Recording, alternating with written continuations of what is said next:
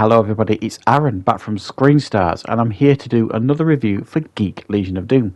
Today I'm here to review the 2020 action-adventure film Danger Danger, a film that is directed by Lexi Findal Trivunza and Nick Trivunza, and it stars Benedict Mazurek, Paul Hapanieme, Angela Smeralda, Alexandra Kelly and Alexander Harris. Now, this film focuses on an island, and it's set in the 80s, 1985, I think it is. And there is a character called Jonathan Danger that essentially parachutes into this island. And apparently on this island, somewhere is a temple that is hidden. And if you can discover this temple and discover its secrets, it will send you back to a moment in time. There are other interested parties on this island that would clearly like to seek this temple out. And a battle of wills ensues between all these different parties to try and get to the temple first. Right, what are my thoughts on Danger Danger? Well, this is definitely a low-budget film, but it's also almost like a love letter to 80s cinema. Quite an ambitious film in many ways. It's got a soundtrack, or a music score, should I say, befitting of like a Hollywood blockbuster from the 80s. It's very reminiscent of it's like a cross between an Indiana Jones and a Predator soundtrack. Very 80s orientated, and you could argue as well that the music soundtrack is too big actually for the movie that we're presented, because the budget holds it back, the film, for the most part.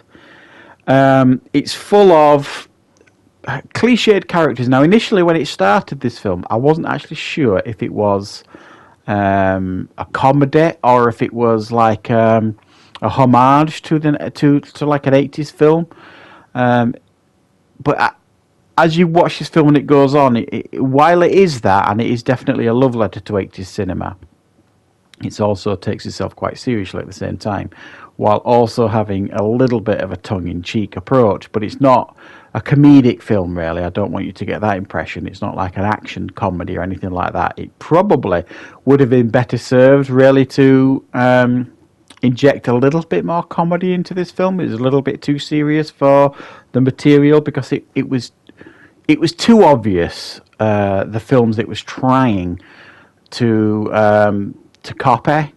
The scenes here very reminiscent, as I've said, of things like the Indiana Jones franchise, and at one point I actually felt it was trying to be the Uncharted franchise. And the Uncharted franchise, if you don't know, is a PlayStation series of games, the Nathan Drake games. But definitely it did feel like it was certainly trying to be something from the 80s. And it even mentions 80s films. It talks about Back to the Future openly. It talks about Alien. And it does get a little bit science fiction-y by the end. So it's a combination of action-adventure and a bit of sci-fi thrown in.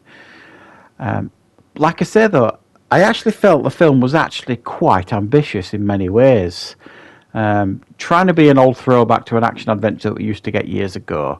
But what it lacked was the action and adventure. For the most part, you got characters sat in tents having conversations, and an occasional brief shootout with the enemy. And there's essentially three factions on this island. There's like a series of bad guys, German, Russian, and you've got this Jonathan Danger that's on this island for a specific reason, and another couple of Americans on the island for a specific reason. They all want to get to this temple. Some of them team up, etc., etc., so on and so forth. Torture scenes ensue. But for the most part, it's these conversations between these characters, which is okay, but it really did need a few more action sequences, because tonally, for me, it just didn't match the ambition. The action, the budget really let the film down when it came to like any of the action scenes. They just weren't staged enough. They didn't feel epic enough, and there was definitely not enough of them. I think if they'd have upped the action here, had a few more action set pieces, a few more relevant fist fights here and there, and a few more characters as well. It needed a little bit more scope to make it feel like, say, a bit bigger, a bit more epic.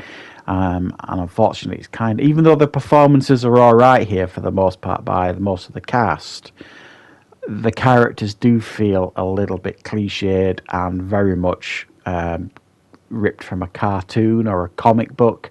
They didn't feel like real people at all or grounded, and that's okay to some degree because, like I say, it's trying to be something that's come before, but audiences have changed, and I think if they'd have lightened it and made it a little bit more tongue-in-cheek, I think we'd have been able to accept these characters a little bit more. So tonally, this film is a little bit odd. It feels like it should be an action comedy, but it isn't. And there's not enough action. It almost felt like, one of the canon films from the 80s, like the King Solomon's Mines, or one of them Chuck Norris films that we used to get in the 80s and things like that.